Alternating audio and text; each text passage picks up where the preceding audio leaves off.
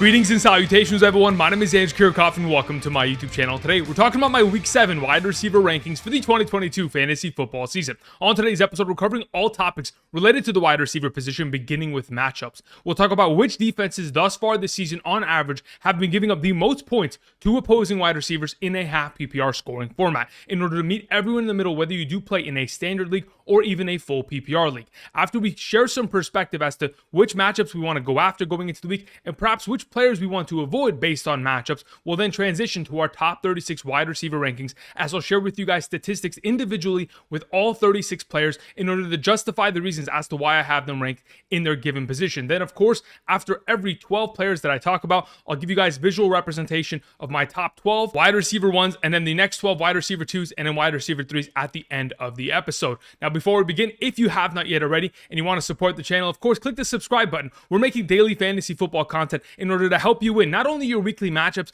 but a 2022 fantasy football championship. So go ahead, do yourself a favor, and while you're at it, do me a favor by clicking that subscribe button, because we are very close to achieving our goal of 70,000 subscribers. So help us get there, help us get the community to that level. We greatly appreciate it. Thank you very much. Also, for those of you who want to go ahead and play more fantasy football throughout the week, whether it is Thursday night football or perhaps the NBA season, which started last night, and you want to continue to play daily fantasy, go ahead and check out Prize Picks. There's a link down in the description. And when you travel to their website and sign up using promo code Andrew today, you'll be given a first-time deposit match up to $100. So for those of you who are interested in, of course, getting more action throughout the weekly basis, and of course, playing more fantasy at your fingertips, check out Prize Picks. There's a link down in the description. Use the promo code Andrew today. Thank you very much. All right. Let's go ahead and let's talk about our Week 7 wide receivers, beginning with matchups. As you can see immediately to the right of me, we have how many points defenses as a whole have been giving up to opposing wide receivers. Now, I have purely isolated wide receivers in terms of receiving statistics, so receptions, receiving yards, and receiving touchdowns, because the overall matchup against the defense doesn't really give us much information in regards to whether or not a defense can stop opposing wide receivers in the running game. So we've gone ahead, eliminated all of that potential value, and we are purely isolating receiving statistics. As you can see on the screen, the Pittsburgh Steelers at the very top of this list, being the number one ranked, means that's the number one defense we want to play our wide receivers against. Again, they have given up 37.13 fantasy points per game to opposing wide receivers thus far this season on average in a half PPR scoring format. While on the other end of the spectrum, we have the New York Giants, who have surprisingly been one of the best secondaries in the National Football League in terms of stopping opposing wide receivers. They haven't really given up much statistics to opposing running backs on the ground. Defensively, they have just been fantastic overall across the board. So if you want to go ahead, take this information. We will be referring back to it as we progress throughout today's video. As I typically do, I go ahead and show you guys a star designation for every single matchup, and once again reference the fantasy points allowed by defenses on screen with every individual player to give you guys as much information as possible, so that when you are making decisions for this upcoming weekend, you have all the information that you need to make the best decision to help yourself win in your upcoming matchups. All right, let's get into it, shall we? Talking about our Week 7 rankings, beginning with Tyreek Hill. Again, there are 4 teams on bye this week that consist of a lot of wide receivers that are studs. Of course, we're talking about the Minnesota Vikings, the Buffalo Bills, LA Rams, and Philadelphia Eagles. I purely believe there are 2 wide receivers on each of those teams that could have very easily been on today's list, but they're no longer available. So we're going to dig deep here, but as of right now, Tyreek Hill is the number 1 overall wide receiver going into the week. Besides the fact that as of thus far this season, this man is on a pace to potentially reach, in 17 games, 198 total targets, 142 receptions, 1,986 receiving yards, 6 receiving touchdowns, and have over 300 half PPR fantasy points. That is the pace that he is currently setting. He will get Tua back under center this upcoming week, and whether or not it even is Tua there, Teddy Bridgewater looked pretty good for Tyreek Hill over the course of the last couple weeks here, when he has stepped in and he has played as a starting quarterback of this team. Overall, we know what Tyreek Hill is capable of. It takes one pass and this man can have a 30-point week. And honestly, he's been putting together incredible performances even without having to score a touchdown. The volume of targets he continues to see is incredible. As of thus far this season, he is tied with Chris Olave with the most targets of 20 or more yards down the field. They have both seen 14 targets, but what separates Tyreek Hill is the fact that he has 8 receptions that have led to 287 receiving yards and 2 receiving touchdowns, 20 or more yards down the field. He is an absolute home run hitter. He has a fantastic matchup against Pittsburgh and is an automatic play. Let's move on to Ja'Marr Chase. Of course, Ja'Marr Chase is coming off of an incredible week. 28.7 half PPR fantasy points. Now, for those of you who had Ja'Marr Chase and suffered through the 3 prior weeks, weeks 3 through 5, you obviously saw that there was a huge jump in terms of overall production, because from weeks 3 through 5, he accumulated 28.3 fantasy points. And like I just mentioned just moments ago, in this last week, week 6, he put up 28.7. So he's already surpassed the last 3 weeks of production in one singular game, and now has another incredible opportunity against the Atlanta Falcons secondary, who again have given up their fair share of fantasy points to opposing wide receivers. I mean, just their number one cornerback in general has given up 7 receiving touchdowns thus far this season. We're getting into a conversation where, of course, if your number one cornerback is giving up 7 touchdowns, and we've already just last week seen Deebo go off with a pretty good game with 79 receiving yards on 7 catches. Brandin Aiyuk, 8 catches, 83 yards, 2 touchdowns. And now we're going to be in a conversation where the red zone phenom, the guy that currently leads all wide receiver options in red zone targets going into the week, is going to have himself another opportunity to potentially get another touchdown. I think he's in a fantastic position, having already seen 13 targets and 3 receiving touchdowns. This only elevates his overall potential within the week. Now, before we move on from Ja'Marr Chase, of course, he's an automatic play. I do want to mention last week when I was watching last week's game specifically against the New Orleans Saints, there was a 29-yard touchdown pass he could have also had. So he could have very easily had himself 3 receiving touchdowns, but was unfortunately unable to come up with that pass. Nonetheless, a fantastic player and a top option this week. Moving on to Davante Adams, coming off of the bye week, taking on the Houston Texans secondary. We all know what Davante Adams is capable of. All we truly want to see is him catch the ball more often. His current catch rate is just not good enough based on the player that he is. That all being said, from weeks 1 through 5, he's still averaging 17.18 fantasy points per game, averaging 10.8 targets, 5.8 catches, 83 receiving yards, and a receiving touchdown per game. Now he takes on the Houston Texans, which honestly isn't the worst matchup in the given week, mainly because, they haven't given up many points to opposing wide receivers, because typically teams just run the ball on them. That has been the biggest success point for all teams against the Houston Texans. We'll continue to see that this week with Josh Jacobs, but either way, I expect to see Davante Adams have himself a great week, because we've seen other number 1 wide receivers have themselves fantastic performances. Let's talk about most recently. Marvin Jones Jr., 7 catches, 104. Mike Williams, 7 catches, 120. Sutton, 7 catches, 122. Michael Pittman Jr., 9 catches, 120 and a touchdown. So if we're going to potentially see this trend continue, I mean, we've seen Davante Adams have 3 out of his last 5 games of 100+ receiving yards. Why not continue that trend? Via Prize Picks, the number is currently 80.5. I'm thinking more going up against the Houston Texans defense for this upcoming weekend's entry. Let's move on to our number 4, Amon-Ra St. Brown. Amon-Ra St. Brown, of course, we know what he's capable of. He has proven it back in 2021, and of course has proven it up until week 2 prior to the injury that he sustained. Now, if I want to go ahead and reference back to that 8-game streak from 2021, week 13 through week 2 of the 2022 season, this guy had literally 8 consecutive games of 10 or more targets, 8 or more catches, 64 or more receiving yards, and had 9 touchdowns in those 8 games, while also averaging 16 rushing yards in those 8 games. Overall, we know what he's capable of. Thus far this season, when he has been healthy, he's been averaging 11 targets per game, 7.7 catches, 84 receiving yards per game, and a touchdown per game. Overall, 20.53 fantasy points per game from weeks 1 through 3. He's a fantastic player, and hopefully he's going to be fully healthy coming off the bye week to be able to step up and show out against the Dallas Cowboys.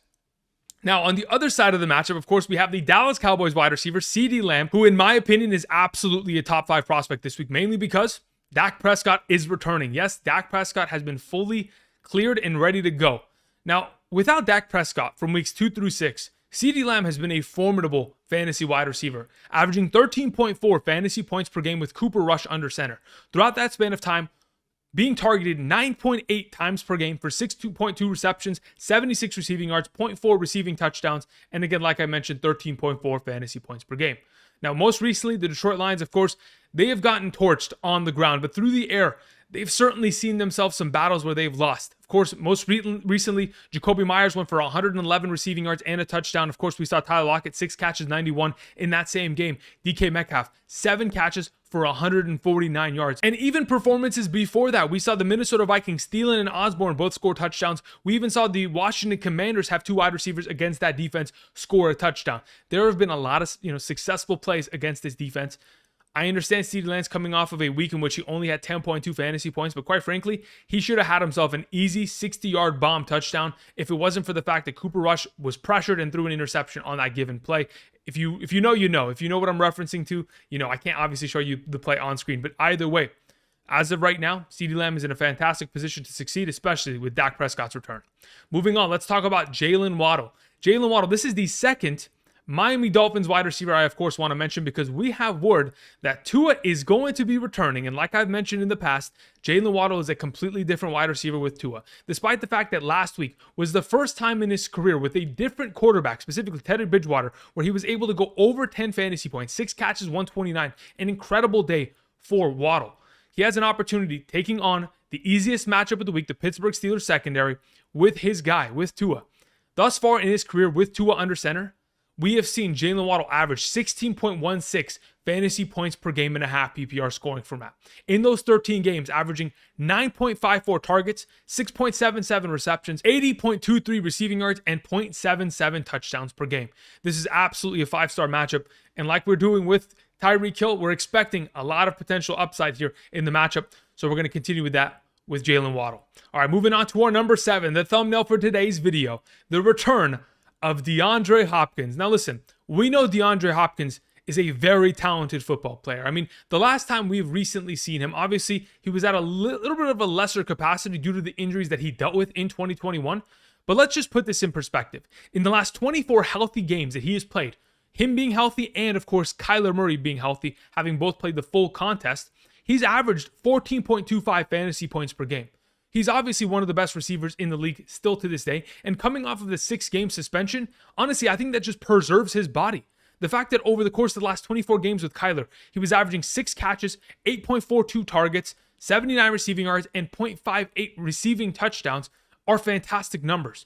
Now, what we've recently seen from the Arizona Cardinals offense is Marquise Hollywood-Brown dominating. In fact, from weeks 2 through 5, Marquise Hollywood-Brown was averaging 11.6 targets per game, nearly 8 receptions, 88 receiving yards, and 0.4 touchdowns, 15.14 fantasy points per game. I think there's a fantastic opportunity for DeAndre Hopkins to fit right into this offense and fit him like he is the number one, because he truly is the number one of this offense. And we know that Kyler is going to be looking in his direction, especially considering they take on the New Orleans Saints, who have officially said that Marshawn Lattimore is out for Thursday night. Now, most recently, we've seen a lot of wide receivers tear up this defense. Of course, this last week, Jamar Chase, 7 catches, 132 and 2 touchdowns. The week prior to that, Lockett, Metcalf, both of them scored at least 1 touchdown. Lockett had 104 receiving yards and 2 touchdowns in that game. And even Justin Jefferson, 10 catches, 147 most recently. The secondary is in trouble because DeAndre Hopkins is once again going to prove that he's an elite receiving option. Throughout 2020 and 2021, in the games he was given 10 or more targets, this man is averaging 18.63 fantasy points per game. If we're going to transfer those targets from Marquise Hollywood-Brown in his direction, I'm expecting an incredible performance and, of course, top 7 upside. Let's move on to Deebo Samuel, our number 8. Deebo Samuel takes on the Kansas City Chiefs. Deebo Samuel is coming off of 6 consecutive weeks of over 10 fantasy points in a half PPR scoring format. Thus far this season has been one of the most consistent wide receivers in fantasy football, considering he is at that level. Now, obviously, we want to see more potential upside, and we could very certainly do exactly that this upcoming week against the Kansas City Chiefs, because mainly they've struggled against opposing wide receivers. Let's think about what Gabriel Davis and Stephon Diggs did last week. Diggs, 148 on 10 catches and a touchdown. Gabriel Davis, 3 catches, 74 and a touchdown. The week before that, of course, we've recently seen Davante Adams, 3 catches, 124 yards, 2 touchdowns. Mike Evans, 8 catches, 103 yards, 2 touchdowns. They cannot stop elite level wide receivers. And the fact that we have seen Deebo Samuel and his targets continue to go upwards, 8, 7, 9, 10 most recently this last weekend, and Jimmy Garoppolo is really letting it rip, there's a very good chance that we see Deebo Samuel, once again, of course, not only surpass 10 fantasy points, but put together an incredible upside performance that is going to be explosive for our fantasy teams. As of right now on Prize Picks, his current number in terms of receiving yards is only 57.5. I very easily believe that Deebo Samuel will be crushing this number. We should be going more on our upcoming entries. Moving on to Mike Evans. Now, speaking of Mike Evans, of course, we just mentioned him in regards to a recent performance he had. Let's talk about his most recent performance against Pittsburgh. Extremely disappointing, especially considering they took on a secondary that was the second team, second string players, and yet they weren't able to find much success. Only 4 targets and 4 receptions for 42 yards. But I do have great information for those of you who are going ahead and starting Mike Evans this upcoming week. When we've gone ahead and looked at the last 3 years with Tom Brady under center for the Tampa Bay Buccaneers, Mike Evans has never gone 3 games without scoring a touchdown. So as of right now, he has had 2 consecutive games without a touchdown, and we are on the precipice of the 3rd game. So what exactly does that mean, Andrew? That means that I'm guaranteeing that Mike Evans is going to score a touchdown this week. It is a matter of time. And the fact of the matter is, the last time he took on the Carolina Panthers, week 18 of 2021, he had himself an incredible game of 6 catches, 89 yards, and 2 receiving touchdowns. If we're going to potentially see the top cornerback of the Carolina Panthers missing once again this week, we're going to have ourselves an incredibly high upside game. If Prize Picks ends up putting together something later on this week where it talks about potentially more or less than 0.5 touchdowns for Mike Evans, I'm taking more on that. Keep an eye out for that if it's potentially going to be available. Moving on, let's talk about Michael Pittman Jr.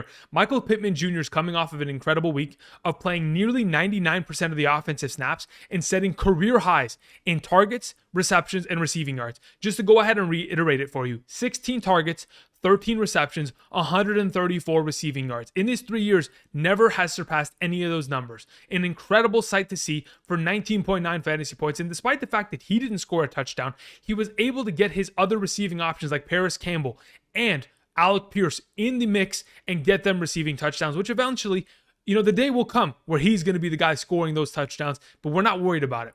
Taking on the Tennessee Titans this week, I understand that the last time he took them on in week 4 was a very underwhelming performance, but don't let that scare you away from Michael Pittman Jr., mainly because in that game, he had back-to-back opportunities down in the red zone inside the 10-yard line of scoring a touchdown. If this man had smaller size shoes, he would have scored 2 touchdowns in that game easily. Unfortunately, wasn't able to convert those and came away with an underwhelming performance. I think there's a very good opportunity for the Indianapolis Colts to continue the momentum. You get Jonathan Taylor back. This offense is starting to really play well as Matt Ryan is coming off the best game of his season. If the momentum is going to continue, this matchup against the division rival should be a perfect one for Michael Pittman Jr. to succeed. Moving on to T. Higgins, I am of the opinion that if you have the opportunity to go and trade for T. Higgins right now, you should absolutely be doing so because the last 2 weeks may have left a salty taste in the mouths of fantasy managers. And if that is exactly the case, by all means, T. Higgins, in my opinion, continues to still have top 12 upside rest of season because of the offense that he is associated with and the fact that he's going to be facing number 2 cornerbacks all season long. If we're going to continue to see Jamar Chase pull double coverage, be bracketed for majority of games, T. Higgins is going to be the guy. And yes, we ranked him relatively low last Sunday morning, 36 amongst all wide receivers. He still had himself a decent game, 6 catches on 10 targets, 47 receiving yards. We weren't expecting much, yet he still played 86% of the offensive snaps. That seems to me like he's ready to go. And if he is, by all means, we should see ourselves another successful week here. Of course, Brandon Aiyuk's coming off of an incredible performance of 2 touchdowns, 83 yards against his defense. Deebo Samuel, 79 receiving yards against his defense. And currently on Prize Picks, the number for his receiving yards is 65.5. Now, I've mentioned a specific statistic over the course of the last, couple months here in regards to T. Higgins and his potential to get over 70 receiving yards over the course of the last 15 games. He has done that like 10 out of the last 15 games where he's been healthy. If we're going to go ahead and potentially make an entry, I think going more on 65.5 yards is definitely in the realm of possibility against the Atlanta Falcons secondary. Moving on to the final of our top 12 options, our wide receiver ones, we have Chris Godwin. Chris Godwin is slowly but surely becoming the Chris Godwin of old. In the last 3 weeks, he has seen 9.3 targets per game and 6.3 receptions per game. Of course, those overall numbers leading to 215 receiving yards, 31.2 fantasy points. Unfortunately, hasn't been able to haul in a touchdown, but eventually it is going to happen. And maybe this week against the Carolina Panthers, it certainly can. But the fact that he is coming off of consecutive weeks of seeing a higher percentage of snaps and, of course, getting more and more targets, getting more and more comfortable with Tom Brady. That leads me to believe that they know exactly what they're doing, and he is eventually getting to a full capacity coming off the ACL injury from last year. If that's exactly the case, I'm expecting a huge performance out of Chris Godwin in a game in which, of course, the Tampa Bay Buccaneers need to get right. They're a 3-3 football team. They need to go ahead, lock it in, and get themselves a division rival victory against the Carolina Panthers, who honestly, they don't look great. And if anybody's going to go ahead and put 40 on them, I'm expecting Brady to do that exactly this week. All right, let's go ahead and let's show you guys our wide receiver ones for week 7 of the 2022 fantasy football season. Do not forget, rankings are subject to change as the week progresses, of course, whether it's injuries to their own teammates, whether it's injuries to themselves, or perhaps defenders that will be stopping them from scoring their fantasy potential in the given week. All this information will be taken into account and will be adjusted for Sunday morning. 8 a.m. to 10 a.m. Pacific Standard Time. I live stream every single Sunday in order to give you guys updated rankings on screen for my top 36 running backs, wide receivers, top 16 quarterbacks, and tight ends. So if you're interested, join us Sunday morning throughout that span of time to go ahead, get updated rankings, set your lineups, and help yourself win your week 7 matchups. Thank you very much. Let's move on. All right, let's go ahead and begin with Amari Cooper as our number 13, beginning the wide receiver 2 conversation. Amari Cooper has been fantastic this year. Even with Jakobi Brissett under center, he has been a consistent fantasy option, having posted 10+ fantasy points in 4 out of the last 6 games that he has played. In fact, in those games in which he's been given ample opportunity, he has been explosive. In the 4 games which he has seen 10 or more targets, he has been averaging 17.43 fantasy points per game. Of course, coming off this last week, 12 targets, only a total of 4 catches. Overall, the fact that he came down with 44 receiving yards isn't much. He had himself 126 potential air yards in terms of targets this past weekend. And obviously the coverage from the New England Patriots was a big difference maker, but nonetheless, I think he's got himself a lot of opportunity going forward to find himself success and find himself once again the end zone. Now, this upcoming week, they take on the Baltimore Ravens. I did want to mention that they have been pretty good as of late in terms of the secondary. I think they've gotten right in terms of their protection and not giving up huge plays. In fact, week 3 is the last time that they gave up 65 or more receiving yards to a wide receiver over the course of the last couple games here. So the last time we saw a good wide receiver performance against them was Devontae Parker. Outside of that, we have seen very seldom wide receivers show up and show out against this secondary. They've been playing far better. And going forward, of course, with their new defensive coordinator this year, they're going to get themselves in a position to succeed. But either way, I'm expecting Amari Cooper to have himself a fantastic game, considering he's seeing a lot of targets going in his direction, especially down in the red zone. Moving on to DK Metcalf, taking on the Los Angeles Chargers. Their secondary, speaking of secondaries that have been struggling, holy moly, J.C. Jackson looks terrible. I mean, he is the second lowest ranked PFF cornerback currently in terms of coverage. That in itself kind of gives you a little bit of an indication as to what is happening. I'm expecting them to bench him, to be quite frank, and maybe try to resettle him and figure out if he could play a different position instead of covering number 1 wide receivers on a weekly basis, because he has not been playing at a maximum capacity, and we know how difficult cornerback is. But either way, let's talk about DK Metcalf and his potential. As of last week, of course, that wasn't a great performance against the Arizona Cardinals, but quite frankly, nobody really succeeded in that game offensively. Geno Smith only had 196 passing yards. And, amongst all the receiving options of that team, there were 8 different players that caught the ball. So with that all being mentioned, let's just look towards the Los Angeles Chargers matchup. I think it's an advantageous one. Of course, we have seen wide receivers recently succeed against that secondary. Obviously not Sutton or Judy because of Russell Wilson, but most recently, Amari Cooper, 7 catches, 76 and a touchdown. Brandin Cooks, 7 catches, 57 and a touchdown. Zay Jones, 10 catches, 85 and a touchdown. Of course, Marvin Jones and Christian Kirk were both able to score in that same game as well. Most recently, I've seen on Prize Picks that his current number in terms of receiving yards is 63.5. I very easily expect to see DK Metcalf get back on track and surpass this number in a relatively easy matchup against a secondary that has been struggling all season long. Moving on to our number 15. Speaking of the Los Angeles Chargers, on the other side of this matchup, we have Mike Williams. I understand that Mike Williams may have been extremely underwhelming with his 2.7 points on Monday, but don't let that, fear you away. It is a concerted effort of the fact that Patrick Surtain was playing fantastic defense, and the fact that Justin Herbert and Joe Lombardi conspired against Mike Williams' fantasy points to ensure that this man did not get anything down the field. There were only a total of 6 targets, 20 or more yards down the field on Monday night for the total of 57 passing attempts that Justin Herbert had. This only bodes well for the potential of Keenan Allen going forward. But again, as of right now, I'm not too worried about Mike Williams. Of course, it was a tougher matchup, but going up against the Seattle Seahawks, I'm expecting a huge performance here. I'm expecting them to continue to not air it out as much as we'd like, but of course, send the ball in the direction of their primary number one wide receiver. And when they do, he's going to find success. Don't give up. Let's move on to our number 16, Chris Olave. He has been cleared for Thursday night, but we have also been given information that Jarvis Landry and Michael Thomas will not be active this upcoming week on a short week against the Arizona Cardinals. And quite frankly, I'm happy they're not available because this only helps Chris Olave. But that all being mentioned, the Cardinals secondary has been one of the best since week 2. They have not given up a wide receiver touchdown since week 2. And yes, they've given up their fair share of yards, but every defense has since, week 2. So comparatively, it's just a matter of whether or not Chris Olave, with his deep passing ability, the fact that he leads the league in terms of wide receiver air yards, and the fact that since week 3, he has been averaging 15.77 fantasy points per game, and has of course scored a touchdown in each of the last 2 games he has played with Andy Dalton under center. I'm hoping for an incredible performance. But recently, the best performance from a wide receiver against his secondary has been Devonta Smith. And outside of him and that great performance that he put forth, really nobody else has been incredible against them. Quite frankly, no one else has been in that 10-point range against this secondary. So as of right now, I'm hoping for the best, but we know this is a difficult matchup.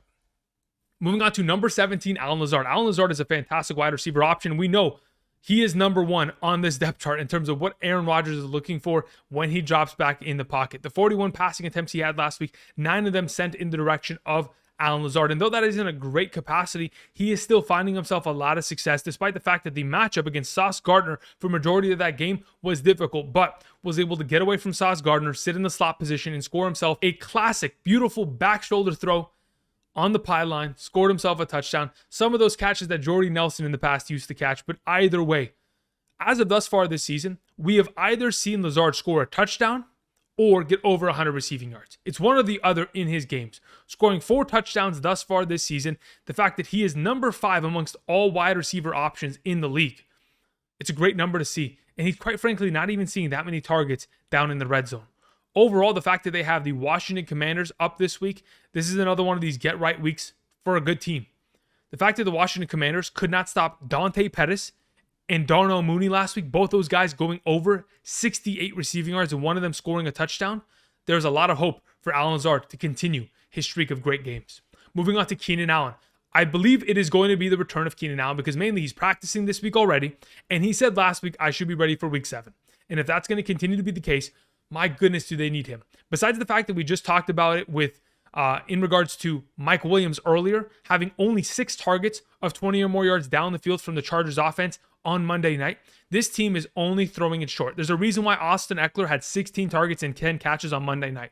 There's a reason why Austin Eckler right now is on pace to breaking the record for most running back receptions in a given season. 41 thus far on 49 targets. Keenan Allen's presence has been missed, and obviously, we saw that on Monday night with Josh Palmer having 12 targets and 9 catches. Keenan Allen is going to return and make an immediate impact. I mean, with Justin Herbert throughout his career, when they've both been healthy, Keenan Allen's averaging 14.16 fantasy points per game. I'm expecting a huge game here against the Seattle Seahawks. Moving on to Tyler Lockett. Speaking of I don't know. I didn't intentionally do this, but we have gotten ourselves Seahawk to Charger, Charger to Seahawk. It's poetry that has just unintentionally been present. We have Tyler Lockett taking on the Chargers secondary, which, again, I roasted a little bit earlier in terms of J.C. Jackson, their lack of production in terms of being able to stop opposing wide receivers thus far this year. But overall, when we're talking about Tyler Lockett, he is coming off an underwhelming performance. And of all the ways to do it, to disappear against the Cardinals, a matchup he loves to go up against, it is difficult to see. But nonetheless, we are absolutely starting him up. He is still currently the number 14 overall wide receiver in fantasy football. He still currently holds the 8th most air yards amongst all receiving options in the National Football League with 589. He is a deep ball threat with 1 reception can make his week. But if you go ahead and throw the ball in his direction 9, 10, 11 times in a singular game, which we've seen on multiple occasions thus far this season, of course, his upside continues to increase and his production along with it. Moving on to our number 20, Brandin Cooks coming off the bye week. I know many of you are frustrated with Brandin Cooks, but it's mainly a matter of if Davis Mills plays well, Brandin Cooks is going to go as follows. So this upcoming week against the Las Vegas Raiders, in my opinion, a fantastic matchup, 4 stars going into the week. A wide receiver who currently has 42 targets, 26th most amongst all wide receiver options.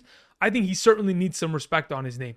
Of course, could have very easily had 2 more touchdowns tacked onto his overall fantasy production for the given year, and we'd be looking at him far differently. This is a wide receiver that, yes, has had a little bit of a struggle thus far this season, But going up against the Raiders defense, I expect Davis Mills to have himself a decent game because the Las Vegas Raiders secondary has given up 230 minimum passing yards to every single opposing quarterback, along with at least one passing touchdown. This should be a good week for Davis Mills and as well, Brandin Cooks. Let's move on to Christian Kirk, our number 21. You know, Doug Peterson's a liar. Doug Peterson said that Christian Kirk should see 9, 10, 11 targets per game. Yes, he said he should, but this last week only got himself 5 targets, 4 catches, got himself in the end zone. That's, again, the 4th touchdown he has scored thus far this season. Down in the red zone, inside the 10-yard line, he has seen himself 6 targets for 4 receiving touchdowns. That is an incredible number, and if it wasn't for his fumble this past week, would have had himself over 10 fantasy points. So we're on the right track, but he isn't as high upside as he used to be. Unless those targets are going to creep, near the double-digit range, we're really not expecting Christian Kirk to get into that conversation much longer. There are far too many options in this offense, and going up against the New York Giants secondary, which has been locked down thus far this season, have only given up, 58 total receptions? In 6 weeks, that's not a lot. As of right now, Trevor Lawrence could struggle, and if in fact that momentum from early on this season has halted, we could be seeing ourselves a little bit more of, that barely fringe 10-point performance from Christian Kirk this week. Moving on to Diontae Johnson. Now, my expectation for Diontae Johnson is top 24 if in fact we do see Mitchell Trubisky starting this week. Kenny Pickett is in the concussion protocol, and we hope that he gets better, real soon. But if Mitchell Trubisky is going to be under center, we have seen already thus far this season, in the first 3 weeks of the year, that Mitchell Trubisky targeted, an average of 11 times in the direction of Diontae Johnson. That led to 7 receptions per game and 65 receiving yards per game, and 10.7 fantasy points per game. I'm expecting, up against a fantastic matchup in the Miami Dolphins secondary, a potential shootout here in which Mitchell Trubisky is going to be forced to throw the ball, and whether or not he's throwing to his own team or the other team does not matter. As long as Diontae Johnson is getting his fantasy points, that's all that I'm looking at.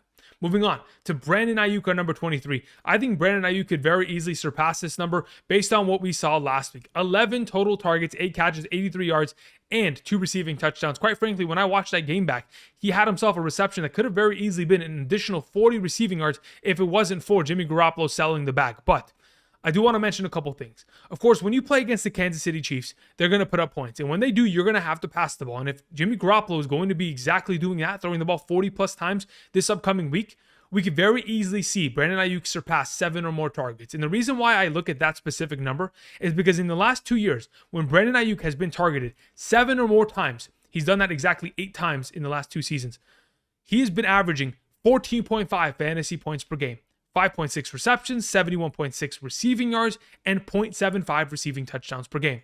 A lot of potential here in a fantastic matchup for Brandin Aiyuk. Moving on to the final of our top 24 conversation, we talk about Courtland Sutton. Quite frankly, as of right now, first and foremost, we'd like to mention that if in fact Prize Picks is going to have any number for him, receptions, receiving yards, receiving touchdowns, I'm going less on every single one. I have him at 24 for the respect that I have for Courtland Sutton as a player and the talent that he is. But he has to take on Sauce Gardner. And that in itself is an extremely difficult matchup.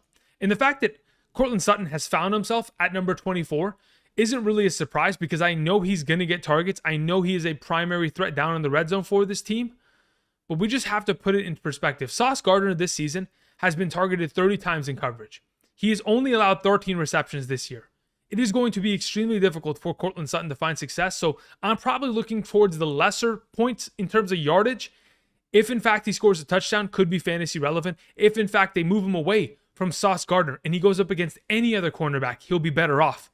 It's just a matter of whether or not we're going to see that this week. All right, let's go ahead.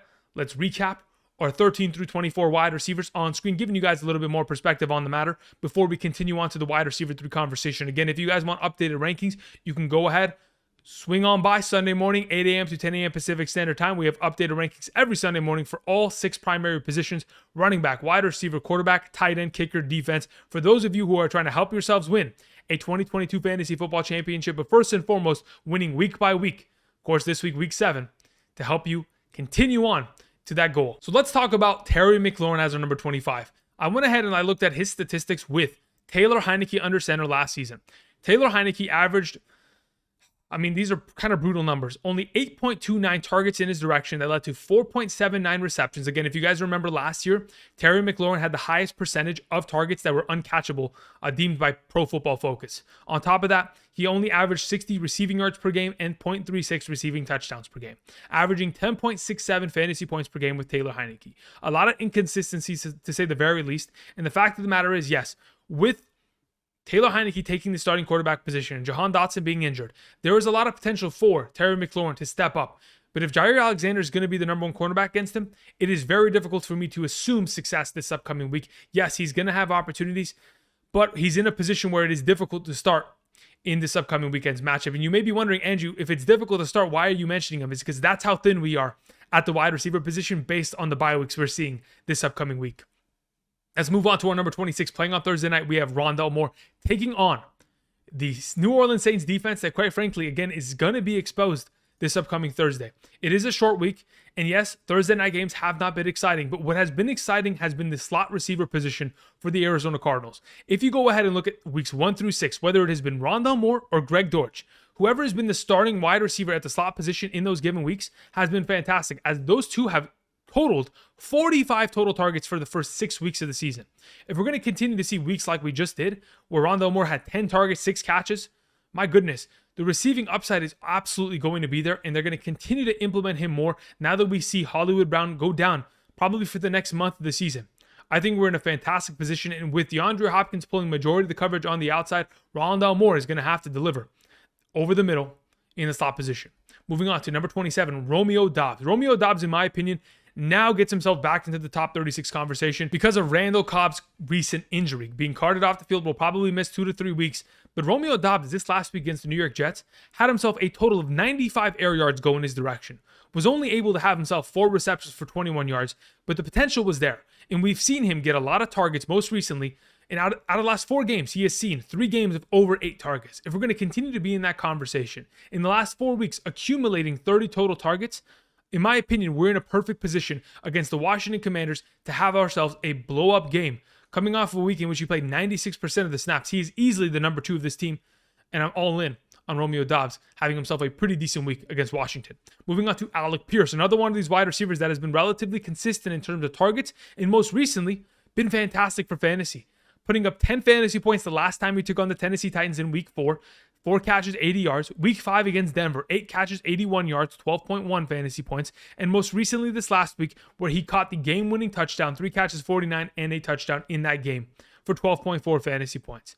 When you take on an incredible matchup as such, the fact that Michael Pittman Jr., Paris Campbell, Jonathan Taylor will be pulling so much attention, Alec Pierce very easily is going to be a sneaky option as a wide receiver 3 play. Moving on to Michael Gallup. Now that we have the return of Dak Prescott, Michael Gallup, the number 2 of this team, without a doubt in my mind, he is the number 2 considering Dalton Schultz's injury. We're going to see Michael Gallup have an explosive game. And what this team has done over the course of the last couple weeks now, from weeks 2 through 6, is they have learned how to run the ball again. They're not going to have to force Dak Prescott to make a pass every single play. And now that they can rely upon the running game and whatever, semblance of an offensive line that they have, Dak Prescott can sit back, make play action throws, and absolutely dice up a terrible secondary like the Detroit Lions. I'm expecting a lot of production, not only out of CeeDee Lamb, but certainly out of Michael Gallup and Dak Prescott in his return game from the thumb injury. Let's move on to Jakobi Meyers, number 30, taking on the Chicago Bears. If Justin Fields is going to be the starting quarterback, which again, he is going to be for the Chicago Bears, I don't care who is starting for the New England Patriots, whether it is Bailey Zappi or Mac Jones. All I know is that Bill Belichick is going to stop the run and most likely force Justin Fields to beat them with his arm. And if that's going to be the case, we're probably going to see a blowout. And if we're going to see a blowout and a lot of opportunities for this New England Patriots offense to score, maybe upwards of 30, 40 points like they have in the last 2 weeks, I'm expecting Jakobi Meyers to potentially find the end zone and be a relevant fantasy option for us this upcoming week. Moving on to Josh Reynolds. Josh Reynolds has had 4 consecutive games of over 10 fantasy points. He has been an incredible option for this offense, putting up 11.3, 12.6, 17.6, and 12.2, averaging 81% of the offensive snaps since week 1 through 5. Overall, beautiful. Averaging 13.43 fantasy points per game. And I understand the cornerback coverage is going to be a little bit tough if Trayvon Diggs is on him, but if DJ Chark is back, and we're going to see Josh Reynolds play the number 2 outside wide receiver while we have Amon-Ra St. Brown in the slot position, we're going to be in a position where Josh Reynolds is going to get his ample amount of targets. And when he does, he will deliver something close to potentially 8 fantasy points in a half PPR. If he has an upside performance, perhaps gets himself a touchdown, anything of that matter, then of course Josh Reynolds gets into that upper echelon, perhaps into the top 24 conversation like we've recently seen. Moving on to JuJu Smith-Schuster. I quite frankly didn't want to put JuJu Smith-Schuster on the list, but hey, listen, he's coming off of a pretty big week here. 113 receiving yards, a receiving touchdown, his biggest performance since joining the Chiefs. But my biggest issue is the fact that the Chiefs don't have a number one option as a wide receiver. Yes, they do have Travis Kelce, but as a wide receiver, there are no favorites. 1 week it's going to be JuJu, 1 week it's going to be MVS, 1 week it's going to be Mecole Hardman. And quite frankly, that kind of inconsistency and the fact that we can't be dependent on one single option, it does hurt. But that all being mentioned, I do expect JuJu to get himself a good amount of targets, not to score a touchdown, but to at least be fantasy relevant in terms of yardage. And that is why he is in this conversation. Going up against a defense in general for the San Francisco 49ers, who has definitely gone down with a lot of injuries in the last couple weeks. Let's move on to Chase Claypool. Again, I'm hoping that Chase Claypool of 2020 returns. Mapletron, that's who I want on a weekly basis, but I can't guarantee that. Of course, what we've seen in the last 2 weeks, the fact that you've seen 16 total targets, 9 in week 5 and 7 in week 6. Again, those are numbers that we want to see. But if they're not going to be as consistent, especially with Mitchell Trubisky taking, the starting position, potentially with Pickett out with his concussion, we may not see as much upside. But with that all being said, if Diontae Johnson is going to be the number 1 on the outside, George Pickens number 2, and the slot receiver is going to be Chase Claypool, he will have opportunity and hopefully see that similar amount of targets to be fantasy relevant. Moving on to Darnell Mooney. The fact that I have Darnell Mooney first time on the list since week 1 is quite surprising here. The reason why I have him here is mainly because, again, they're going to force Justin Fields to beat them with his arm. And if that's going to be the case, Darnell Mooney's coming off of a week of 12 targets. 12 targets, if he catches 7 of them, he's in a pretty good position to have himself a wide receiver 3 week with potential upside based on what he does after the catch. Moving on to our number 35, Drake London. Quite disappointing as of late. In my opinion, I'm going to start calling him the milk carton because quite frankly, he's been missing. And until someone can let me know of his whereabouts and where he is gone, I have a hard time playing him. Yes, he's probably wide receiver 3 at very best, but we know if he can catch a touchdown and have himself a major game, he's an automatic start every single week. But unfortunately, against the matchup, based on his recent target share within this offense, it's tough to trust. Moving on to the final option I wanted to mention for today's episode, it is Donovan Peoples-Jones, one of the players that we mentioned as a waiver wire option. They take on the Baltimore Ravens. In the last 3 weeks, Donovan Peoples-Jones has accumulated 71, 50, and 74 receiving yards. If he goes ahead and puts together a couple receptions with those overall performances, that automatically makes him a top 36 option. I know it's a tougher matchup as this defense is tightened up in their secondary, but I'm expecting them to throw the ball a bunch as Nick Chubb may have some struggles running. All right, let's go ahead and let's show you our 25 through 36 wide receivers, giving you guys some visual representation on the matter. I want to thank you guys for, of course, watching today's episode. I know it's a longer video this week. I've been kind of dumping out as much information as I possibly can at you guys to give you guys as much context as possible. I appreciate it. If you guys could go ahead, subscribe to the channel, help us get closer to our goal of 70,000 subscribers. Of course, click the like button down below and let me know down in the comment section if there's any other wide receivers in this wide receiver 3 conversation that I perhaps missed. Again, if you guys want to go ahead and continue to play daily fantasy on a weekly basis, whether it is the NFL, perhaps whether it is the NBA that just recently started, go ahead, check out Prize Picks. Again, we talked about a lot of potential implications on entries regarding the wide receiver position in today's episode. Check those out, put together some entries, use promo code Andrew today, and when you do so, making a first-time deposit, we'll give you a first-time deposit match up to $100. So if you deposit 20, you'll be given 20. If you deposit 100, you'll be given 100. Check that out today, link down in the description. Thank you everybody for watching. Tomorrow we'll talk about some trade targets. Again, tomorrow night we'll of course be live streaming after the Thursday night football game. And until then, I want to thank you guys again. I'll see you guys. Peace.